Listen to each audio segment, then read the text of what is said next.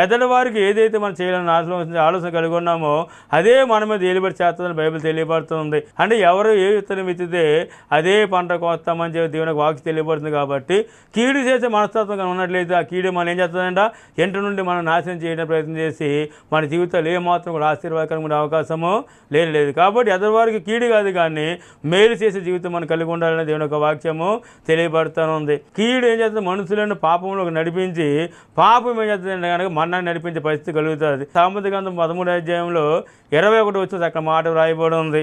ఏం నడుచుకుంటే కీడు పాపులను తరిమేది అన్నది. అంటే పాపహేతుమైన తలంపులతో ఉన్నటువంటి వారు అలా పాడును నాశనం చేసేటువంటి వారు కాబట్టి కీడు తలపెట్టినట్లయితే కీడు ఇంట్లోనే ఉండి చేస్తాను కనుక ఆ కీడు పాపముగా మార్చబడి వాడిని తరుముతాను ఉంటుంది. ఎదటి వారికి మనం మేలు చేయలేదు తప్ప కీడు చేయడానికి ఎంత మాత్రం కూడా మరి మనము అలా ముందు కొనసాగకూడదు. దేవుని పిల్లలు దేవుని పిల్లగానే ఉండాలి కానీ లోకస్తులుగా ఎంత మాత్రం కూడా